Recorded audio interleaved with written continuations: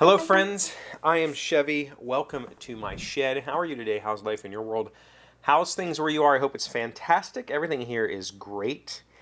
And I finally am getting around to reading Stephen King's The Green Mile. I've read most of his work. I have never read The Green Mile. And this particular copy of The Green Mile has been sitting on my nightstand now for a year or so. It's been something I've been wanting to get to. And I'm excited for this particular edition of The Green Mile because I found this at a used bookstore. This is The Green Mile as published in its original form, which was a 6-volume serialization. So basically 6 novellas that make up The Green Mile. Now, I was excited about this when I found it because I've wanted to read the book for a while.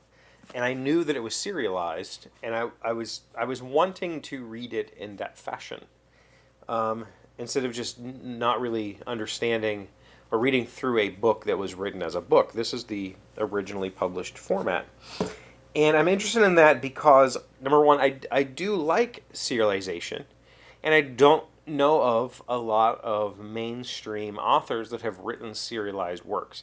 Sure, there's comics and graphic novels and that sort of stuff, but I'm talking particularly like just prose, written, serialized works. Yes, there are thousands of web series you could read, but let's be honest.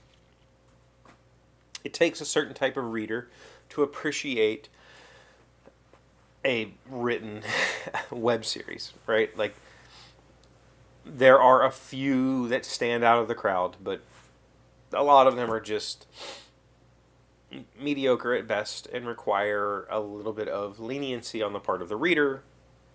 I'm being harsh. I'm being critical here. But that's kind of what it is, right? Like, this format, this printing a $2 book every couple of months, it's just something we don't see.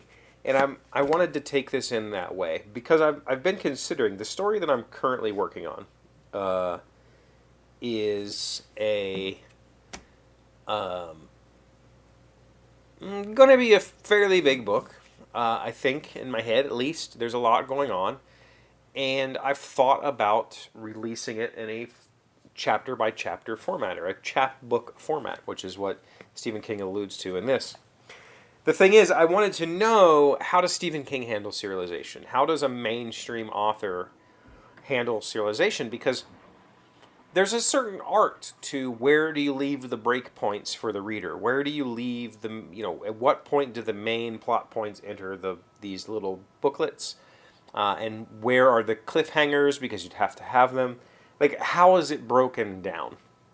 Because just going chapter by chapter might not be satisfying for the reader, right? As a reader, I can leave a cliffhanger chapter and go to bed because I know when I wake up in the morning I'll just read the next chapter and it's fine.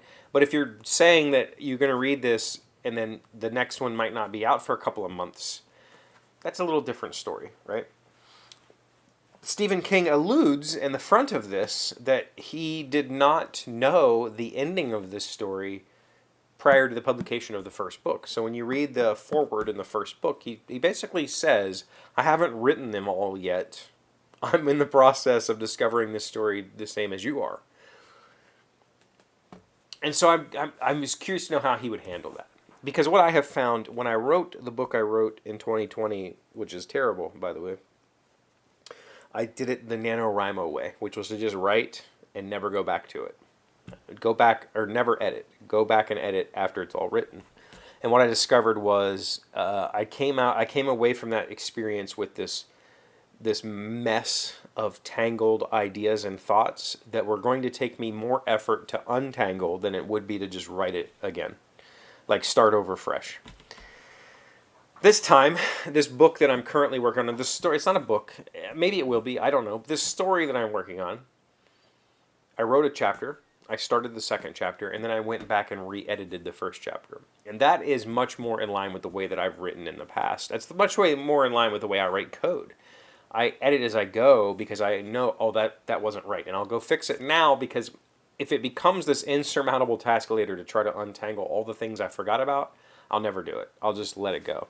So I was curious to know, you know, I don't know if Stephen King actually wrote this while it was being published. I assume he's not lying in the front of this. Maybe I'm wrong. But when I was reading The Kings of the Wild recently, there are moments in that book where you think, I think the author just jumped in with, that sort of fantasy magic and saved the day because he had written himself into a corner and was like, doesn't matter. This isn't that kind of book where it matters. And in that book, it worked really well because it added these fun moments where you as the reader were like, it's over. And then all of a sudden some crazy thing happens and saves the day. But you can't do that in a drama novel like this, right? Like you just can't. So how do you tackle that as a writer? How do you tackle that as a reader? I don't know. So I've been really excited about this one. I have read the first volume, and so far it's classic Stephen King. Actually, maybe even a little less classic than I thought. Like, this is actually really well structured, and like, I don't want to say that I'm going to just do I don't want to do the constant ragging on that I have done in the past about Stephen King's writing style, but you can usually tell that he doesn't edit much. He just writes, and then that's what it is. This seems like it's a more thought out story, and I've been enjoying it. So we'll talk about it when I finish reading it. But all of this to say, I'm curious to know if you have read or have enjoyed serialized prose, serialized fiction. Let's say that. And if you have any recommendations, I would love to hear them in the comments below, because I'm always looking for new stuff to read. To the detriment of my to-be-read shelf that just keeps getting bigger. Thank you for being here as always. Thank you for liking, commenting, subscribing, being amazing friends, wonderful people. I really appreciate you. And I'll see you again tomorrow. Today's word you should know to sound smart is nepotism. It is a noun meaning the practice of a business owner or manager giving favorable treatment to his family. Example, hiring his son for a summer job, giving the company's advertising work to his wife's ad agency, etc. Rampant nepotism in the company prevented most of the employees from rising very far up the ranks. Nepotism, Nepotism. I always thought nepotism was like illegal. It's obviously not, but for some reason when I was a kid I thought that was the case.